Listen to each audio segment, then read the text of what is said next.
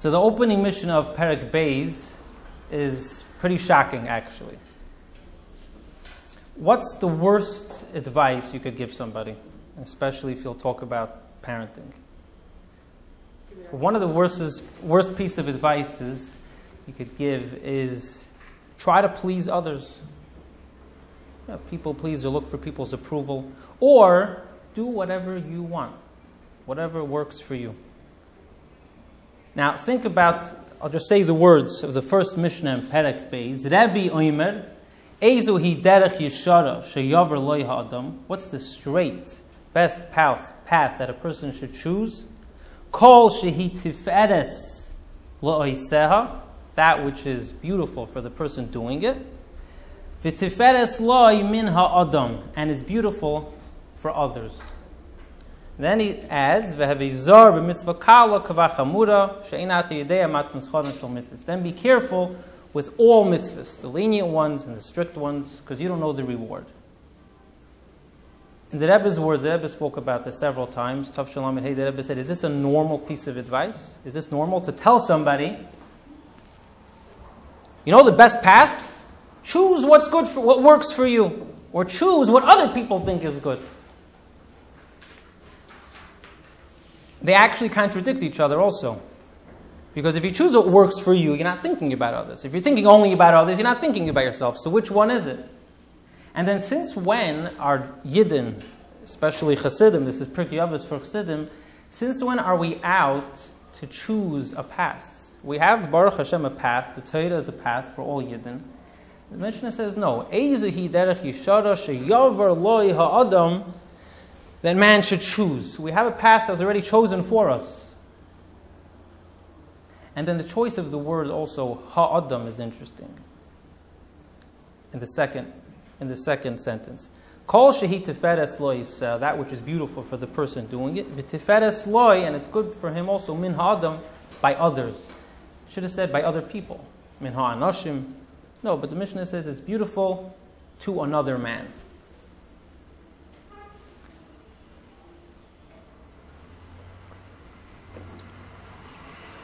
So the Medrash Shmuel, one of the most fundamental pirushim on the Mishnah, and other Mefarshim say the Mishnah is very different from what it sounds like.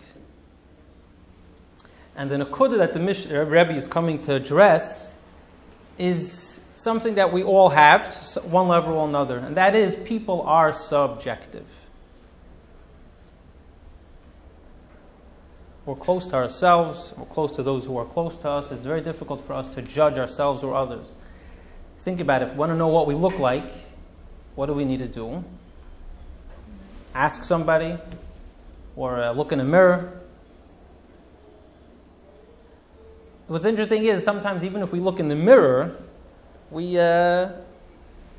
see what we want to see sometimes also. Especially if you're my 3-year-old daughter, she looks in the mirror. She's like, "Oh, I'm so cute."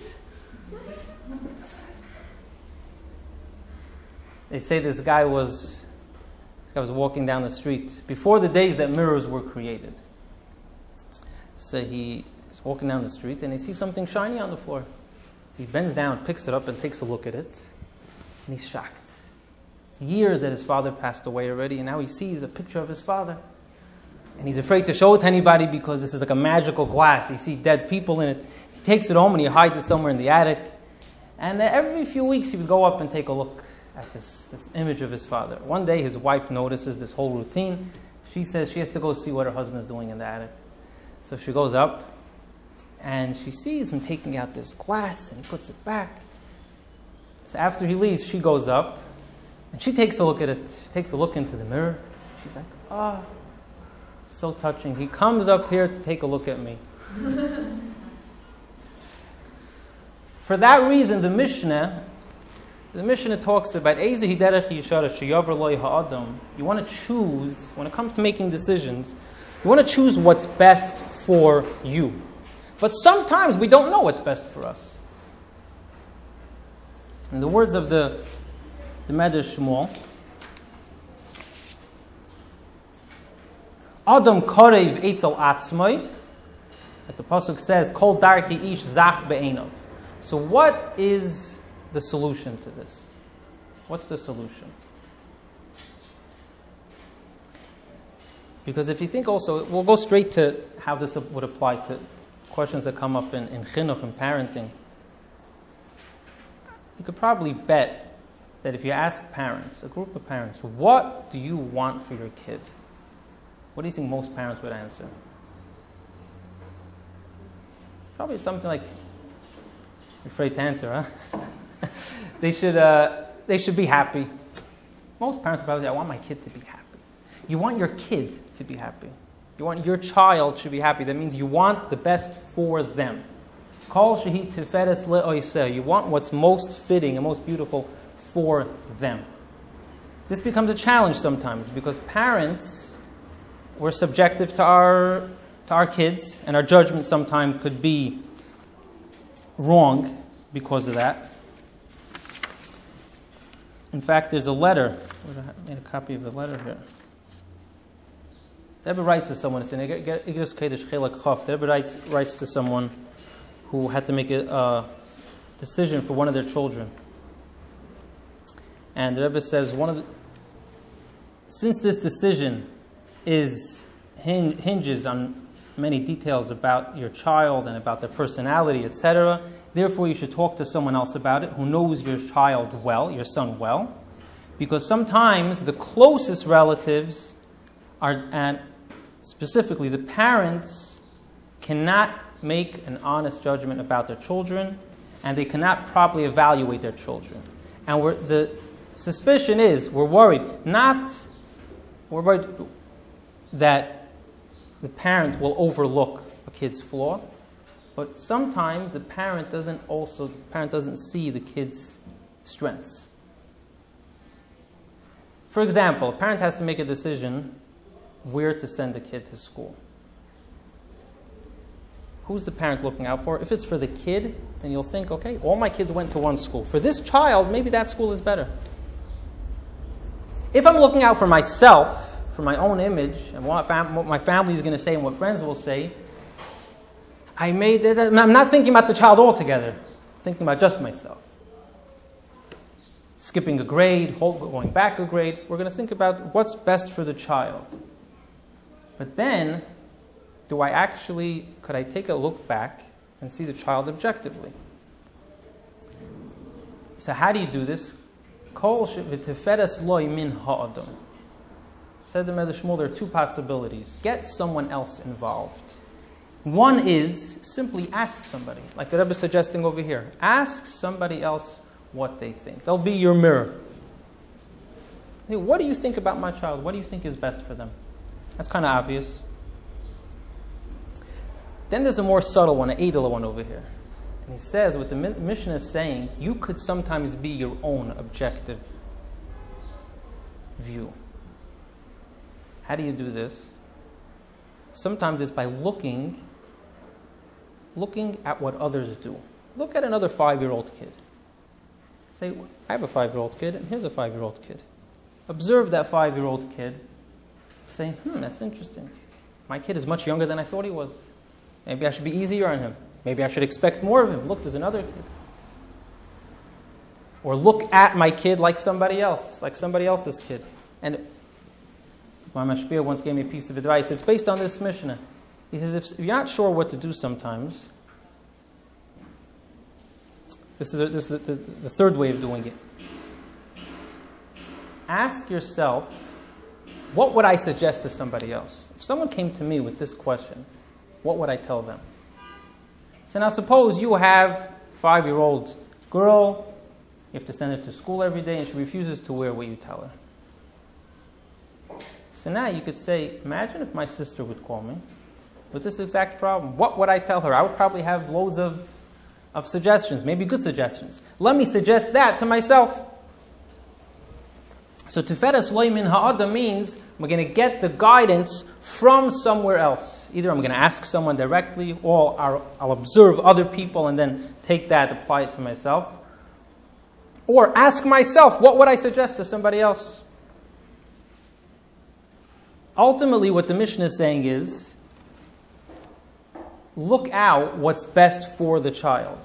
what's best for the person, in this case the child. Kol shehi tiferes lo yiseh means what's best for them, not what's best for the parent, or what's best for this child's friend, or what's best for this child's peer. What's best for this child? And just to add one point I forgot to mention before, we're not looking for people's approval. This is not looking to please other people or for their approval. We're looking for another person's guidance. And that's also what's hinted in the Mishnah. It says, Tiferes lo min ha'adam. You're not looking to please everybody. Ha'adam means the person. That's what the Mefarshim say in the Mishnah. It means there's one person that you're going to trust as your guide. If I know that I'm doing the right thing, everyone else could fly a kite. I know I'm doing the right thing for my kid. They say in the times of the Baal Shem Tov, there was a question, there were people who challenged the Baal Shem Tov and questioned the Baal Shem Tov's ways. So, some of the Talmidim of the Baal Shem Tov, they said a mashal.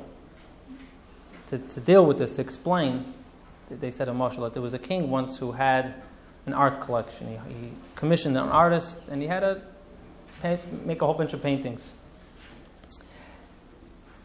One day it happened that a farmer, an actual farmer, came in, was in the palace, and he was looking at the collection, takes a look at one painting, and he starts critiquing the paintings. And the king asks him, what's wrong with this one?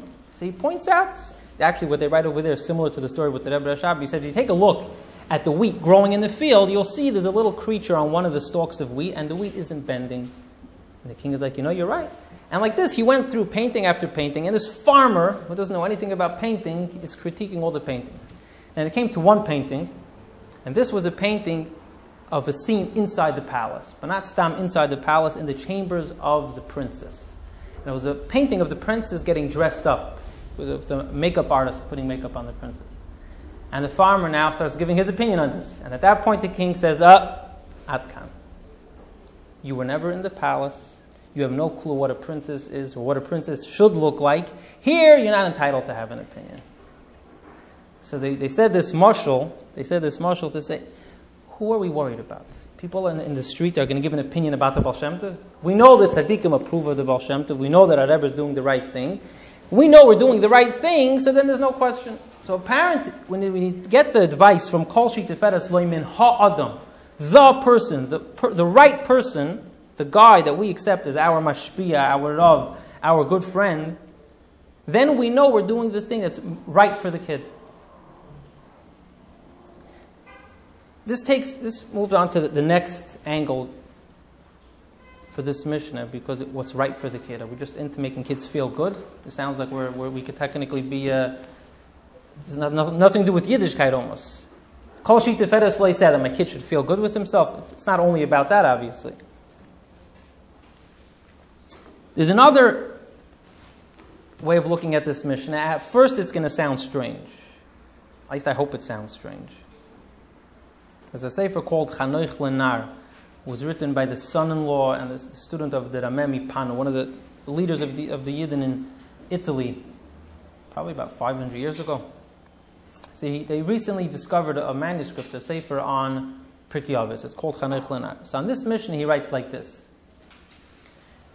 If you take a look back at the creating of a person, the creating of a child, taking a child and making them into a human being, to an adult, there are three elements, or three components.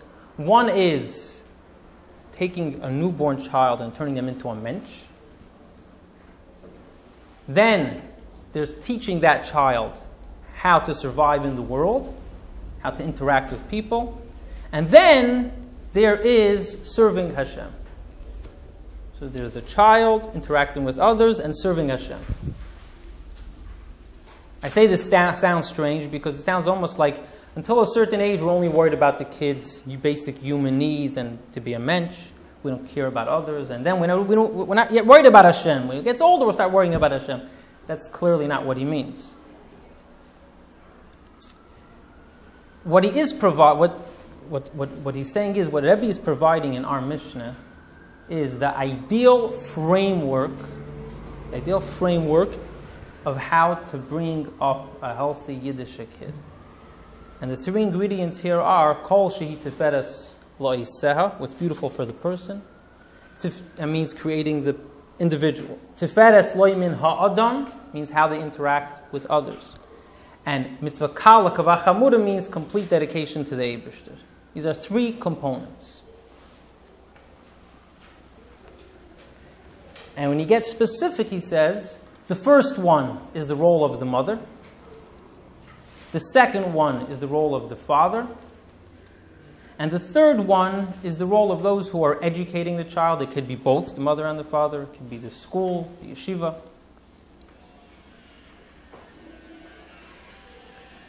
A mother provides the basic foundation for a person. The Medrash says when a child is born, they're a behemoth.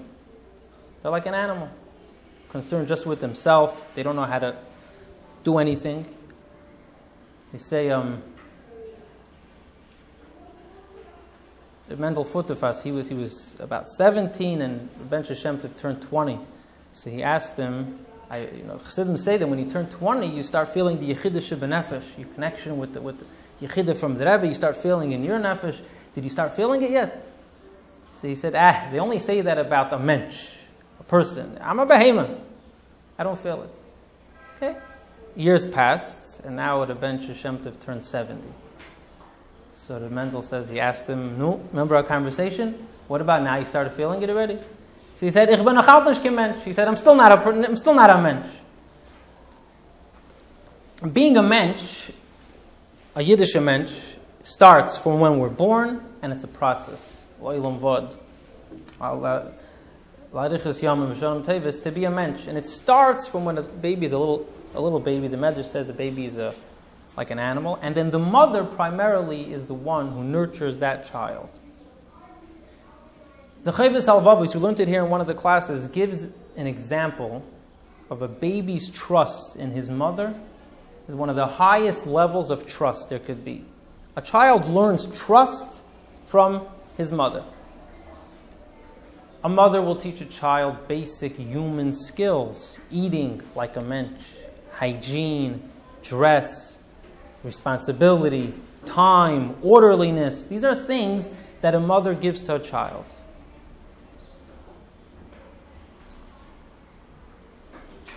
Then there are the areas of Yiddishkeit that also a mother gives to a child. The Yiddishkeit doesn't come later.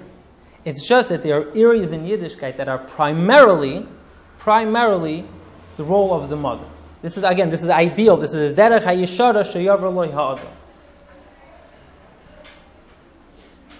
In Likutei Deburim, one example of this, Likutei Deburim, the Friedrich Rebbe writes a long story about a family, this is years ago, before the times of the Baal Shem Tov, there was a man who was a very learned person, but very lax with mitzvahs ma'asiyos.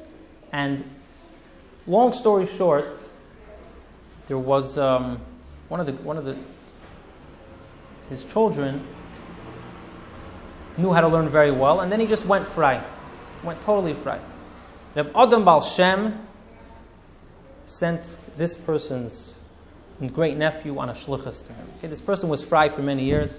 Reb Adam Baal Shem sent someone on a shluchas to him to bring him back to Yiddishkeit. And the Friedrich Rebbe writes there this conversations they had and how grub he was, how far he was from Yiddishkeit. And he was making fun of the Torah. He knew the Gemara better than the people he was talking to. But he was making fun of the Torah, making fun of the Eibishter. Then, at one point, this shliach, his name was Rabbi Moshe, the great nephew, he was told by the Adam Baal Shem to have certain kavanas and to put a mezuzah up on the door. So he did that. He put up a mezuzah out on the front door. Soon after, this Moshe, this relative of his, who was fry, walked by the mezuzah and he stopped. And he said, it's 30 years that I haven't seen a mezuzah. And he got very emotional. And he said, my memory of a mezuzah is when I was a kid, every night when I would go to sleep, and every morning when I would wake up, my mother would pick me up to the mezuzah and tell me to give it a kiss. And tears would stream from her eyes because my father was there and say, what are you telling him to kiss the hide of an animal? And the same thing would happen when she would tell me to kiss the tefillin. She would cry from emotion of me kissing these holy things. And that was a turning point in this person's life. So these little things, quote unquote, that the mother gives to the child, kissing the mezuzah, the moida ani, a bracha. And these are unique to a woman. The Rebbe spoke about this countless times, about the fact that one of the unique qualities of a woman is the gentle way of teaching that she has. There once told a group of women that it's not by chance you see most nurses are women, because to care for someone is the unique quality that a woman has. A mother will help a child understand who they are.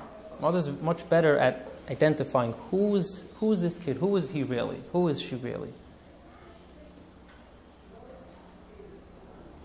Say this girl, her mother always used to, whenever she introduced her, she would tell her you're Mrs. Friedman's daughter. Tell everybody Mrs. Friedman was a famous woman. So she told her daughter, tell me Mrs. Friedman's daughter. One day she tells her kid, she says, okay, it's time, start telling people your name. Your name is Sprinzer. Fine.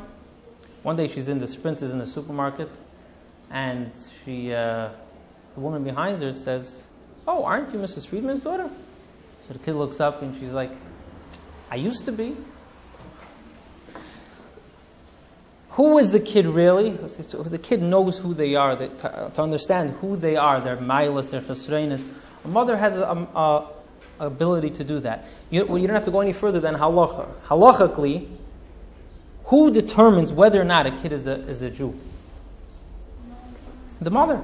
If the mother is Jewish. What kind of Jew? Kohen, a Levi, Yisrael, a Rav, a Shliach, a Mashpia, a businessman, that the father is going to determine. If he's a Jew, the basic foundation, yes, Jew or not Jew, the mother is going to provide that.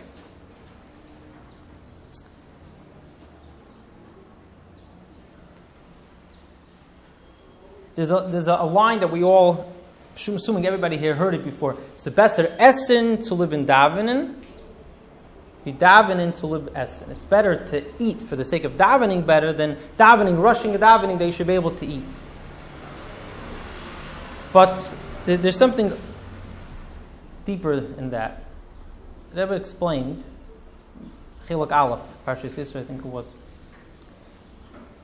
Eating and davening are two parts of our life.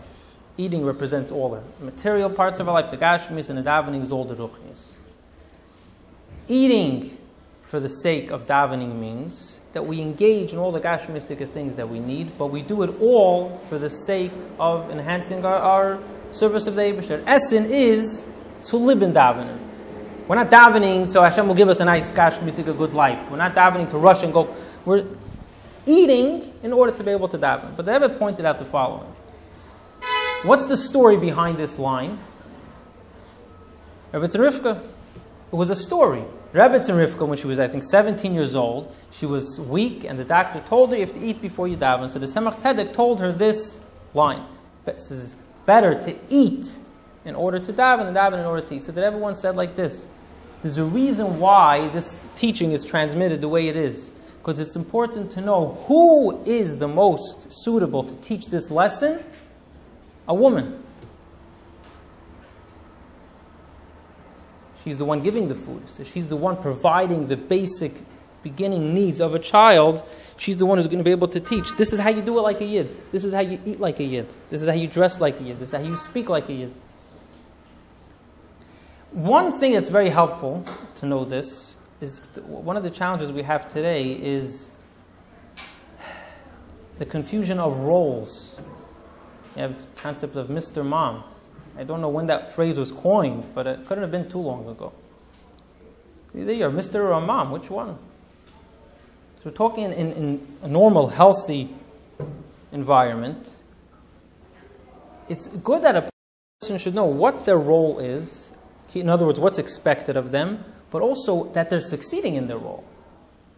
So some people need to hear, that when this is a personal thing, some people need to hear, as a mother, a child needs structure. Be there when they come home. Have a supper table, a Shabbos. I remember there was a family that I knew. Strangest thing in the world. Two excellent parents. Mamish, tired people. But one after another, the kids were going off. The story there was that there was no structure. Kids would come home and the mothers would say, find what to eat. Not in a bad way. She just didn't see the need to actually prepare supper and have it on the table. Sometimes people need to hear that. And then sometimes a mother just needs to know, you know what you're providing for your child? Don't be so hard on yourself. You're providing a healthy, Yiddish, warm environment for your kid. Do you realize you're giving your kid the most valuable thing that you could possibly give? You don't have to krich in himmel. You're giving the kid the best that anyone, you're giving something that nobody else could give. That I brought to someone, think about how many children you're raising in such a beautiful way. You shouldn't be able to feel any feelings of sadness that I've told this woman. Just knowing how successful you are at doing one of the most tremendous accomplishments in the world. And there may be some other women need to hear, it's time to have a Shabbos meal. That means Miftzayim needs to wait. There's a time and place for everything. We'll hopefully get to that in Pirkei. There's another time to talk about it. Where the Rebbe talks about Lahipila Isha Mireach B'Sar HaKodesh. When is the right time to go out to the B'Sar HaKodesh? Or when is the time when it will affect the children? When do you do it? When do you not do it? It's a discussion for itself. And here again, you have to go back to the first pshat. The first pshat is Tiferes Lo Min Ha'adam. If you're not sure what's right, ask somebody. Talk to a mashpia. The right thing for you may be to leave your home. Maybe dafka to be home. A father is the same thing. The next one is Tiferes Lo Min Ha'adam. The father's primary role is to take that child and teach him how to live in this world.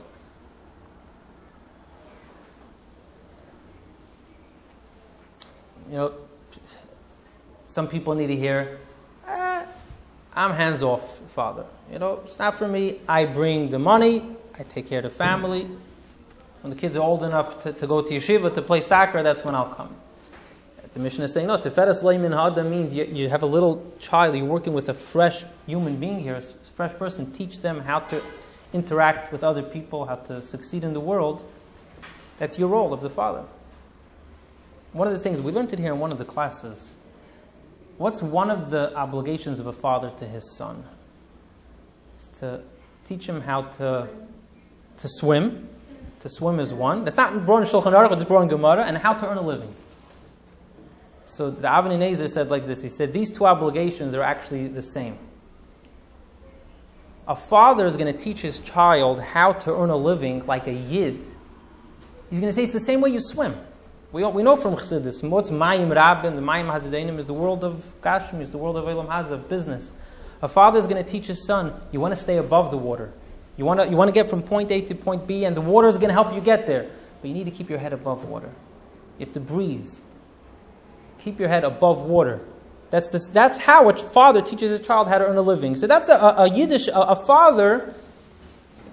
From the youngest age, a father could start inculcating these Yiddish values, these basic human values and Yiddish values into his child. And again, this is something unique to a father.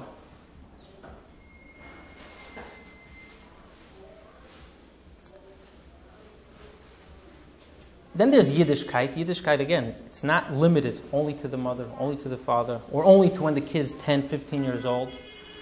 But there are certain areas that are like focus on Yiddishkeit. If a teacher comes and tells me that the best thing for my child is to be reading more books, less books, not to have a cell phone, yes to do this, not to do that, let me think about it objectively. Let me realize I'm the mother or I'm the father. The teacher probably knows best. The teacher's whole life and whole interaction with my kid is all worrying about the kid's well-being and the kid's Yiddishkeit. Maybe they know best. So let them do their job as best as they can. A lot of mothers, the most difficult thing for mothers is to send their kid off to yeshiva. Because he's going to come back and she's not going to recognize him. He's becoming a bacher. Say Baruch Hashem. You created a solid foundation. And together with that, the father started forming this beautiful person. Tiferes Lo Min Ha'adam. And now, now you're creating someone who's happy to fulfill every mitzvah with absolute total dedication to the Eibishter. And again here, it's not limited just to teaching and just Yiddishkeit and learning. In yeshiva, they also, yeshiva school is also about menschlichkeit. There's a letter actually to Beis Rivka. It's a letter to Beis Rivka. The Rebbe looked at one of the duchas that they sent in. And the Rebbe asked, why don't I see any mention over here about basic derech eretz and manners by the table, a few basic things like that. In his book, Samarkand, sort of Pirkei, what's his name, Zaltzman writes, when he was in Cheder in Samarkand, he had a teacher, a bencher. So he writes about himself. He says, one day I'm in class, and the kid next to me forgot his ink well. To have a pen, you have to dip it into ink. And his friend asked him to share his ink, and he didn't let him. So the bencher called him over. When he noticed this, a little while later, he called him over, and he pointed to Moidani. And he said, could you start reading Moidani? So he read Moidani. He said, now explain to me what Moidani means. So he started telling him the taich. His teacher, the bencher, stopped him. He said, no, that's not what it means. Moide means, if your friend wants to use your ink, you let him use your ink. Ani, if your friend wants to use your ink, you let him use your ink. Lefanecha, if your friend, and went through the whole Moidani like that. Mendel Futterfass, I believe, says a similar story. That there was a teacher, the same thing. The kid had a very limited amount of svarim. One kid wanted to share with the other. And the other kid didn't let him. So the Malamed said, come, let's learn the Gemara. Shor shenogach es hapara. One shor, an ox that gored a cow. If your friend wants to look inside the Gemara with you, you let him. So that's, in yeshiva also, yeshiva is very much about being a Yiddish mensch. But the primary focus is yeshiva, a school, is going to really be able to, their role is to fill up this child with Yiddishkeit, with Ruchnius. Just one practical example would be, picture a little child going out into someone on the street and saying, excuse me, sir, are you Jewish? Offering them neshek or menorah. What are you looking at when you see that? You're seeing a product of these three components. A child who knows who they are and they're proud of it. A child who knows basic menschlichkeit and knows when you stop someone in the street, you say, excuse me, sir. And it's not just that, it's Tiferes Shleim and Other means you know how to care for somebody else. So you know that their Yiddishkeit is important. And Heavy Zerk Mitzvah Kala Kavachamura means they're only going to light a menorah, they're only going to light Shabbos candles. It's a one-time thing. But I know that the value of every tiny little mitzvah. This is the full picture of how to create, Baruch Hashem, a healthy Yid.